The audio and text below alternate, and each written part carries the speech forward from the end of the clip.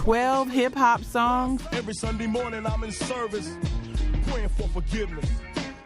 Real pain, stories that'll sit with you long after the beat fades. I never seen a man cry till I seen a man die. You know the tracks. You probably nodded your head to them. But the truth behind these records, what actually happened before the mic went on. Can't speak. Call my nigga cheek, tell him that my will is weak. I'm sick of niggas. That's the part that changes everything. These aren't just sad rap songs. These are moments when artists look straight into the abyss and refuse to look away. Praying, wishing I could have. And if you've ever used music to process something you couldn't put into words, you already know why these 12 exist. Dwelling in the past, flashbacks when I was young. Whoever thought I'd have a baby girl. Number 12, Ghetto Boys, Mind Playing Tricks on Me, 1991.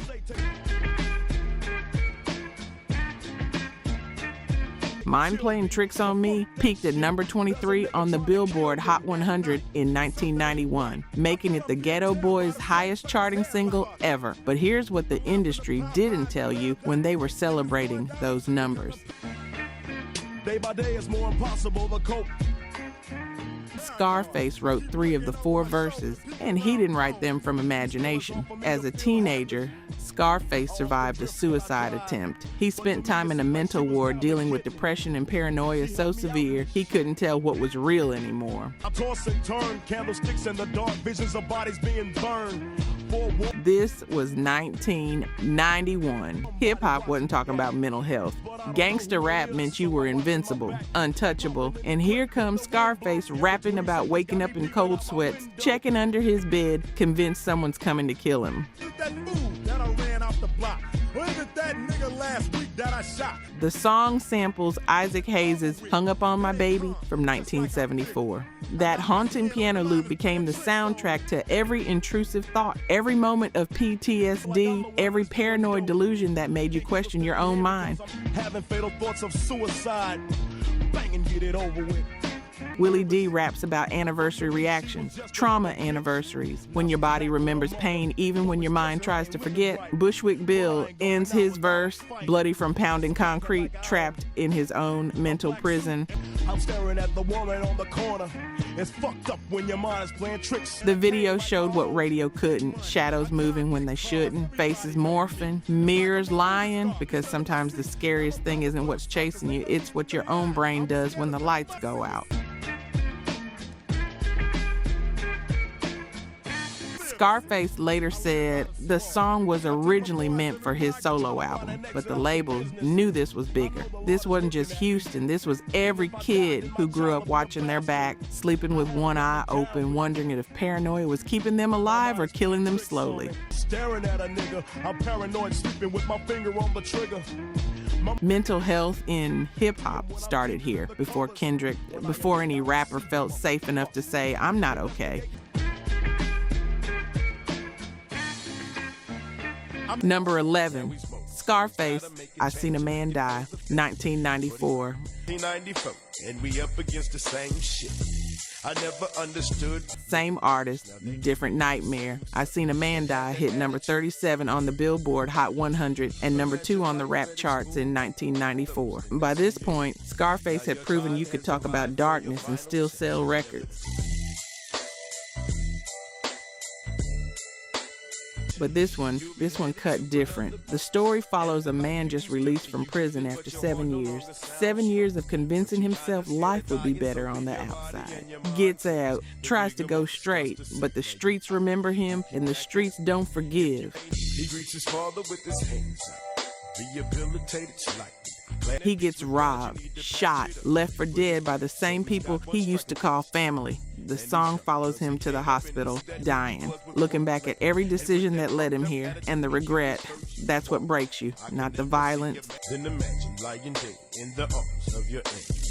Imagine peace. Scarface based this on people he knew, friends who came home from prison thinking they could outrun their past, only to find out the past was faster. And if you've ever watched someone try to change their life while the world kept treating them like who they used to be, you know how that story ends. You hold on And you keep on blacking out, and your pulse is low. Stop trying to. The video mirrors the lyrics, scene by scene. Scarface isn't acting, he's testifying. You see the hope in this man's eyes when he gets released, that I'm gonna make it this time. Look that anyone who's ever tried to start over knows too well. Then you watch it die, slowly, until there's nothing left but a hospital bed and thoughts he can't take back. Man cry. The title itself, I Seen a Man Die, uses non-standard grammar on purpose. This isn't polished. This isn't academic. This is street reporting from someone who was there, who watched it, who couldn't do anything but remember. And here's the thing about Scarface. He could have made this violent, could have glorified it. Instead, he made it human, made it hurt, made you feel the weight of a life wasted not because someone was evil, but because the cycle was stronger than good intentions. But he's smart, and he's finally making 18. And that's a different kind of sad. That's the kind that makes you angry and heartbroken at the same time. If you made it this far, you already know. You're not here for the algorithm highlights and TikTok clips. You're here for the real story. Here's what's crazy. 96% of people watching right now won't subscribe. They'll get the knowledge, then YouTube will bury us in their feed forever, which means when we drop that upcoming video, you'll never see it. Look, hip-hop radio ain't for everybody, but if you're still here, it's definitely for you. Hit subscribe so you don't miss the next chapter. Real recognize real. Number 9, the Notorious B.I.G. Suicidal Thoughts, 1994. Sisters too, who's to blame for both of them? I swear to God, I want the last track on Ready to Die, September 1994. You hear a phone ring, Puff Daddy picks up, annoyed, asking what time it is. Then Biggie starts talking, and you realize he's not calling to chat. He's calling to say goodbye.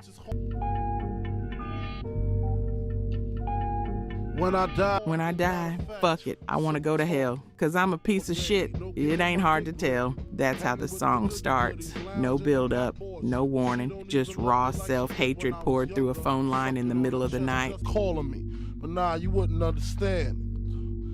You see, it's kind of... The whole song is one verse, one long, uninterrupted confession. Biggie talks about blowing his brains out, shooting himself until the bed's completely red. It don't make sense going to heaven with the goody-goodies dressed in white. I like black. He references New Jack City and Beat Street, pop culture touchstones that every kid in Brooklyn knew, comparing his potential suicide to fictional deaths that felt more real than reality. Puff is on the other end trying to talk him down, but Biggie's already gone, mentally checked out. Fuck it, I wanna go to hell, 'cause I'm a piece of shit, it ain't hard to fucking tell. Lord Finesse produced this. He flipped Lonely Fire by Miles Davis and Outside Love by Brethren into something that sounds like 4 a.m. when you can't sleep 'cause your own thoughts are trying to kill you. The beat is minimal, just enough to hold the words, because the words are doing all the violence here. Can't speak, call my nigga cheek, tell him that my will is weak.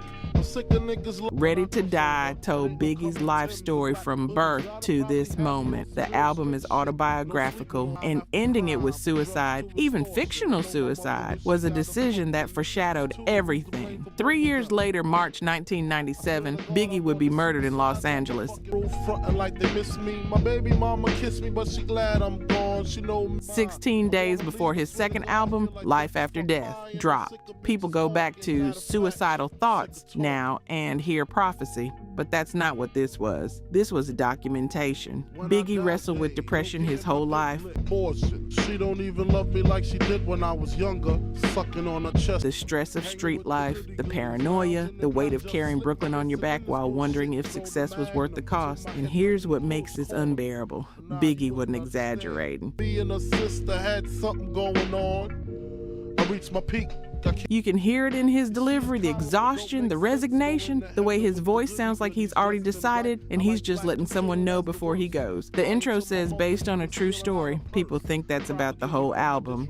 A worthless fucking Buddha head. The stress is building up, I can't I can't believe. But maybe it was specifically about this song. Maybe this was Biggie telling us he'd been here, in this exact mental space, finger on the trigger, one decision away. The streets don't forget, but sometimes the weight of being remembered is heavier than anyone should carry. Just to stop my fucking hunger. I wonder if I died, would tears come to her eyes? Number 8, Bone Thugs and Harmony, The Crossroads, 1996. Every day, every day, every day, every day. And we bring 8 consecutive weeks at number 1 on the Billboard Hot 100, April through June 1996. This wasn't just a hit, this was a cultural moment. and we pray, and we pray, and we pray, and we pray. The Crossroads debuted at number 2, a record for rap singles at the time, then climbed to number 1 the following week, fastest rise to the top since the Beatles' Can't Buy Me Love in 1964. They won a Grammy for Best Rap Performance by a Duo or Group in 1997. But none of those numbers explain why people still cry when they hear it. The song started as Crossroads on the album E, 1999 Eternal in 1995.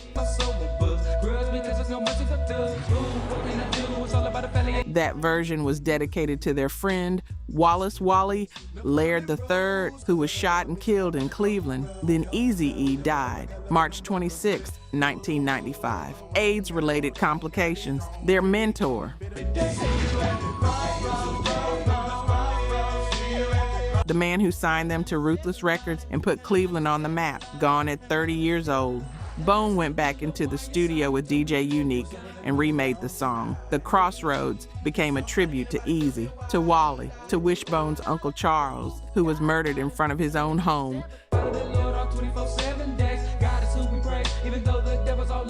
to their friend Little Boo, a 16-year-old killed in a drive-by, to every person the streets took too soon. Wishbone's uncle was fly, worked for Ford, had money, took the kids to movies, supported their music career, and then someone killed him on his own front porch. For what? The song never answered that, because there is no answer.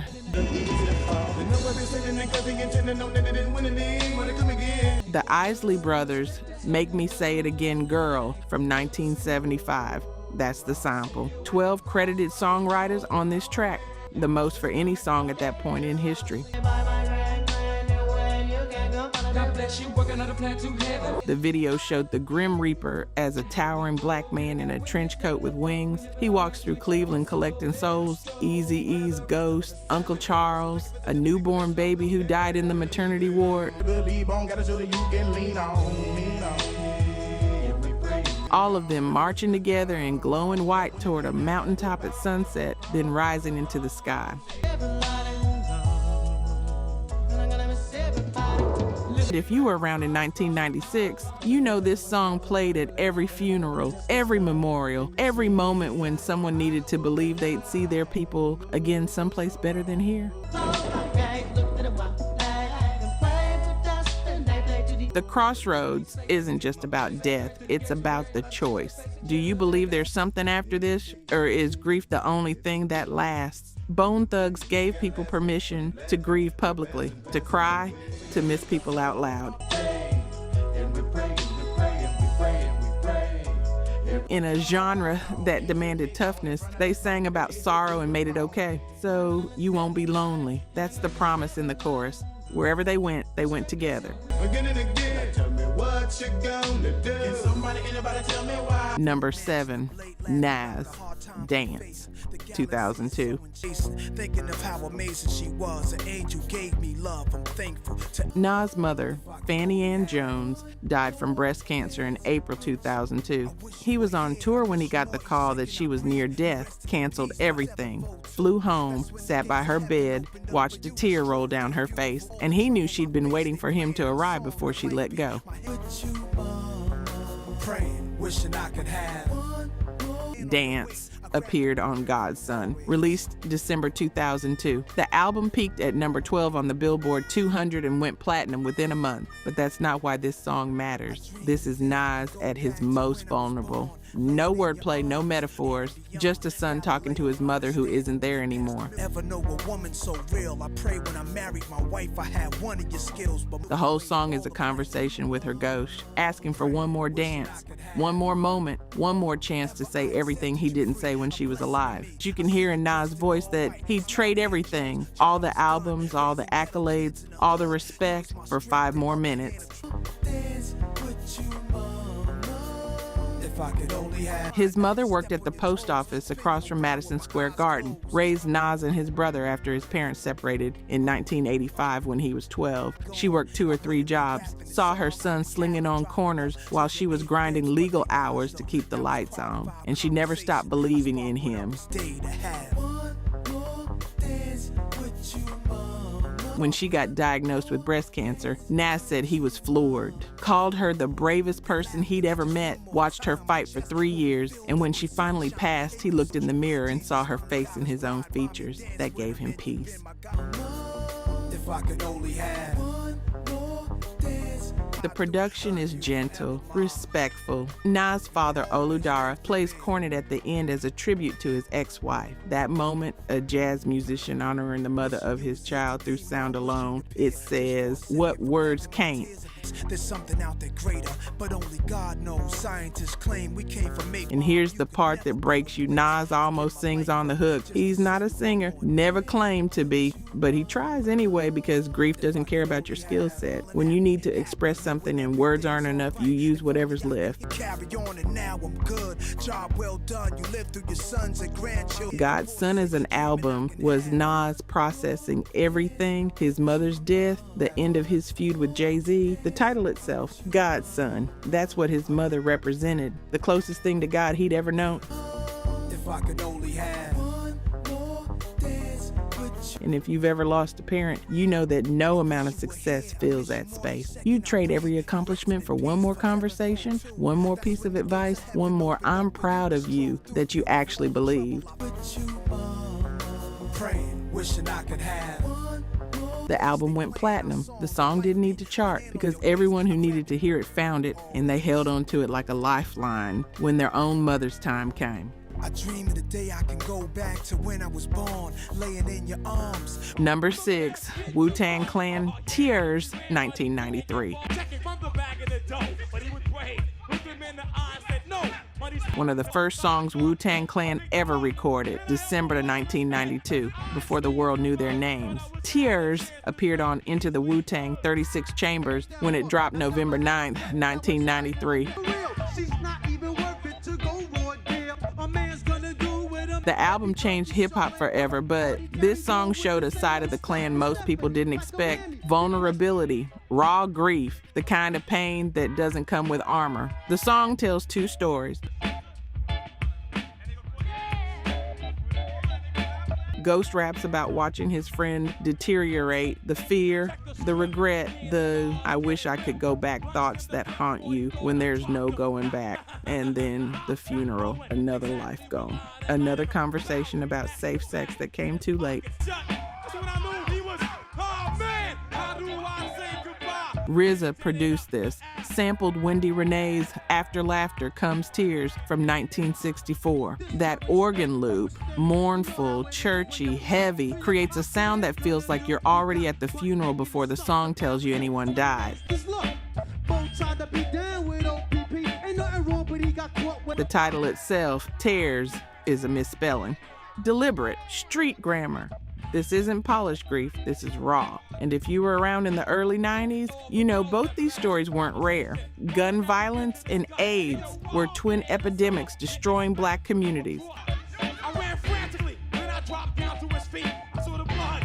The streets and unsafe sex were both killing people who thought they were untouchable, and Wu-Tang refused to look away. This song proved the Clan wasn't just about martial art samples and battle raps. They could be soft, could cry, could mourn publicly.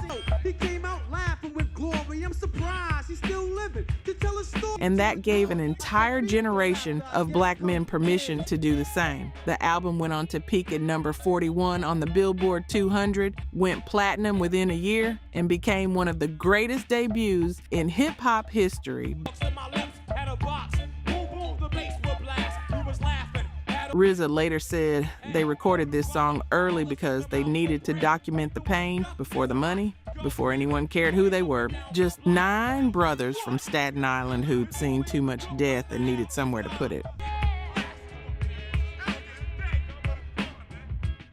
That's what makes Tearz devastating. It's not about the rap game. It's about the cost of living where they lived. And those costs don't stop adding up just because you make it out. Number 5, DMX, Slippin, 1998. December 1998, DMX's second album debuted at number 1, sold 670,000 copies in the first week. At that point, X was unstoppable, had the streets in the charts, but Slippin told a different story.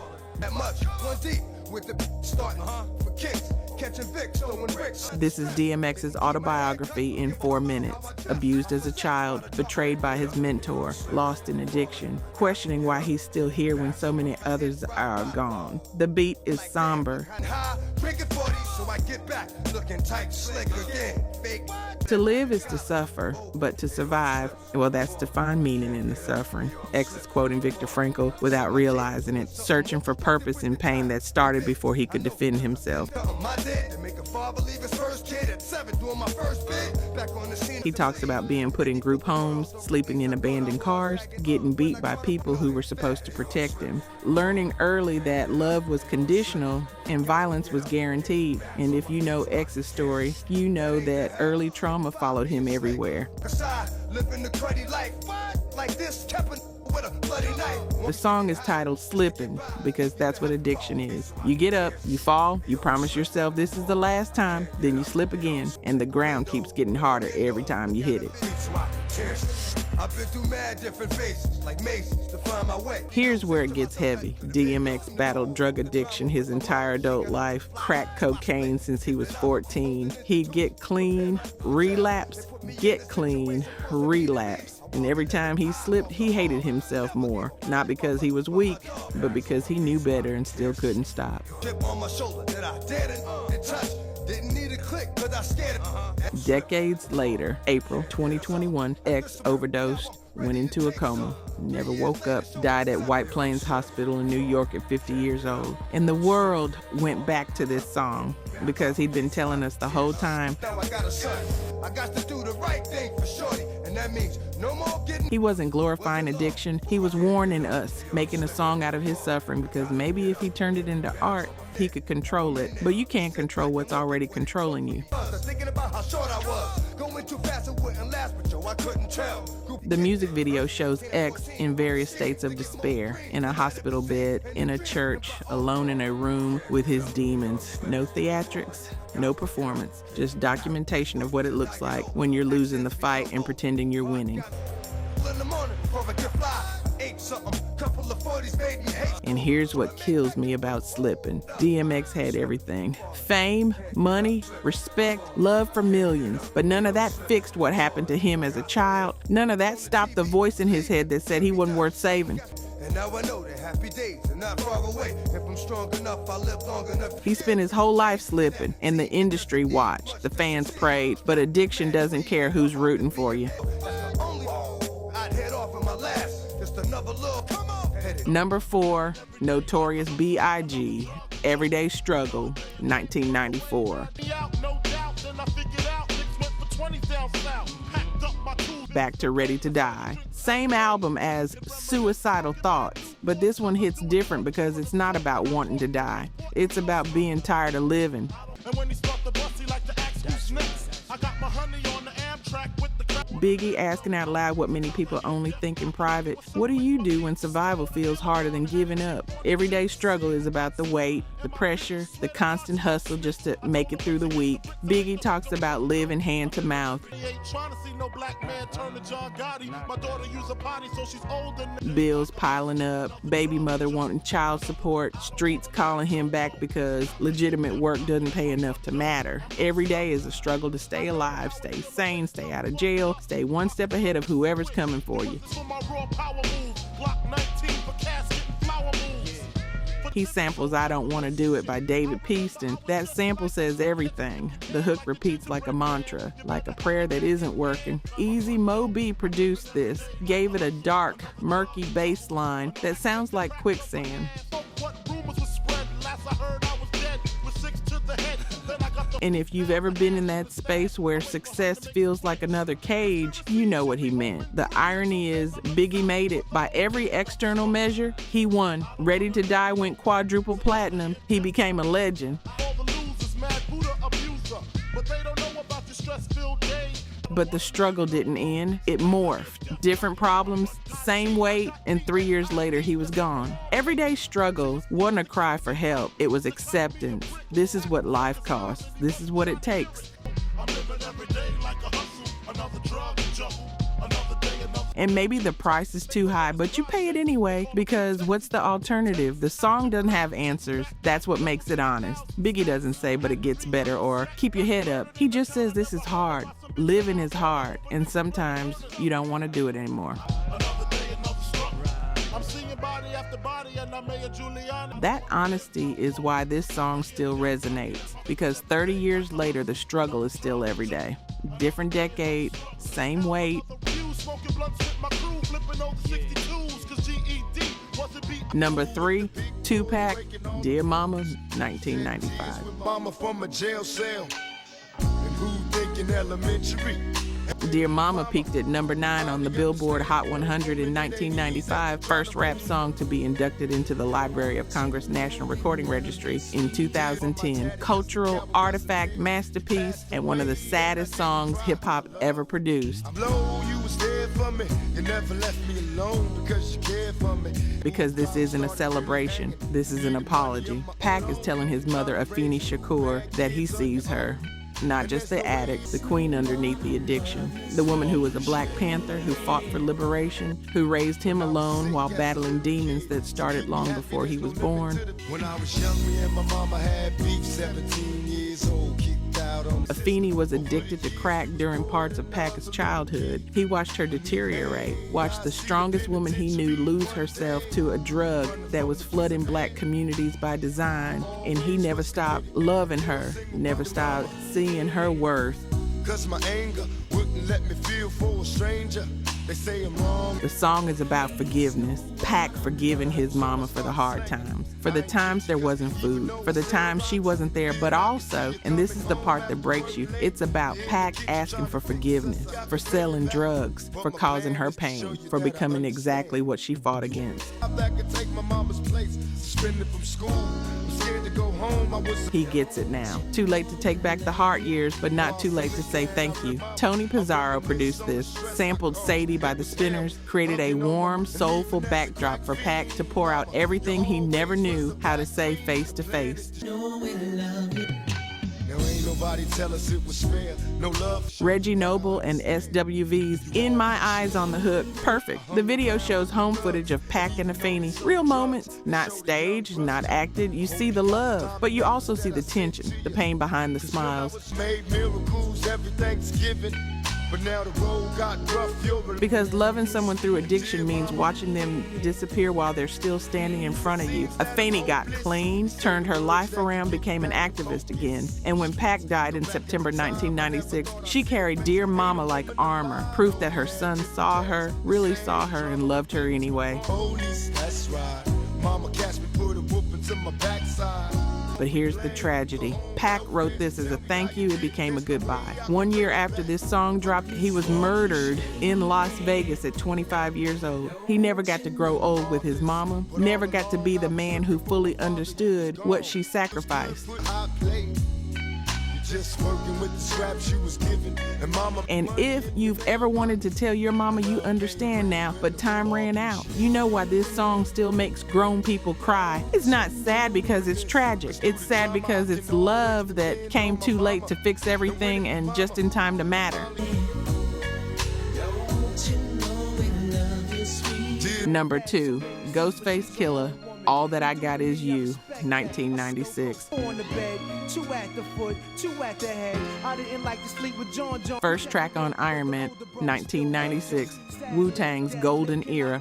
This is Ghostface's childhood, real, unfiltered, no exaggeration. He grew up in Staten Island public housing with 15 people crammed into a space meant for 5, roaches in the cereal box, waking up to check for bugs before eating breakfast, sharing spoons, watching Saturday cartoons while drinking sugar water because milk was too expensive. Everything was real. His father left when he was 6. No explanation that made sense to a child. So Ghostface watched his mother do everything. Work multiple jobs, feed 15 people on nothing, keep the lights on, keep them together, and still find ways to make them feel like they mattered. The song isn't angry. That's what makes it devastating. Ghost isn't blaming anyone. He's just remembering, bearing witness to poverty that millions of black families know intimately but never talk about publicly because there's shame attached to struggling. Shame that shouldn't exist but does. RZA produced this, sampled Maybe Tomorrow by the Jackson 5. That sample choice is genius. Maybe tomorrow and the perpetual hope of people living in poverty. Maybe tomorrow things will get better. Maybe tomorrow there will be enough. And tomorrow comes and it's the same. Wow. Ghost talks about his mother getting older, getting sick, and him realizing too late that he can't buy back time, can't fix the past, can only honor her by telling the truth about what she survived. The song is autobiographical. Every detail is real. Dwelling in the past, flashbacks when I was young. Whoever thought I have a Because Ghostface knew that someone needed to document what poverty actually looks like, not the statistics, the human cost. And here's what gets me. This song is track 1 on Iron Man. Ghost could have opened with Braggadocio, Tough Talk, street anthems. The newspaper, look, Miss Rose gave us a couch. She's the name of things was deep. My whole youth. Instead, he opened with vulnerability, with love, with the acknowledgement that everything he became started in that 3-bedroom apartment with 15 people and roaches and a mother who refused to quit.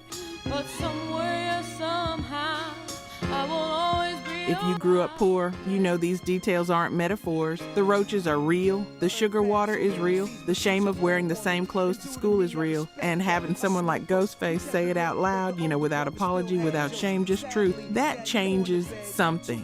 Can I borrow some food? I'm dead broke. So embarrassing I couldn't stand a knock and they door. He didn't glorify struggle. He didn't romanticize poverty. He just said, this is what it was. This is what she did. And all that I got is you. Number 1, Tupac, So Many Tears, 1995. I suffered through the years and shed so many tears. Me Against the World, March 1995. Recorded while Pac was in prison, released while he was in prison. The first album to debut at number 1 on the Billboard 200 while the artist was incarcerated. But this song isn't about prison. This is about spiritual exhaustion, about being 23 years old and feeling 80, about watching everyone you love die while you keep surviving and wondering why. Pac's talking about being aware of pain before he had language for it, growing up in poverty, moving constantly, watching his mother struggle, watching the Panthers get destroyed, learning early that the world was not designed for people like him to make it.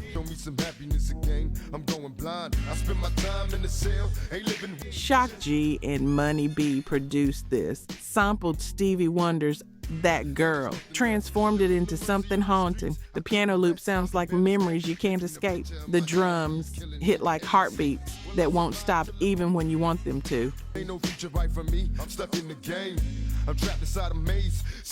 Pac talks about losing friends. Every verse mentions someone dead. Kato, a close friend murdered. Mental, another friend gone. And Pac keeps going, keeps rapping, keeps fighting. But the tears don't stop. Here's the prophecy. Pac talks about being shot up, references the 1994 Quad Studio shooting where he was shot 5 times. He survived, but in this song, he's already wondering if surviving is worth it. Already tired, already looking for a way out that doesn't exist. Lord, I suffered through the years and shed so many tears. 1 year after So Many Tears dropped, Pac was shot again. September 7th, 1996, Las Vegas. Died 6 days later, September 13th, 1996. 25 years old, and the world went back to this song because he'd been crying out the whole time. So Many Tears is the saddest hip-hop song ever recorded because it's not about one tragedy. It's about accumulated grief, about carrying the weight of your dead friends, about surviving violence over and over and wondering when your number comes up, about being called strong when you're really just broken in ways that don't show. And if you've ever cried so much that tears don't come anymore, you know what this song is. Pac wasn't rapping to get rich. He was rapping to stay alive, to process trauma, to scream into the void and hope someone heard him. And we heard him, millions of us, but we couldn't save him. And maybe he knew that. Maybe that's why there are so many tears.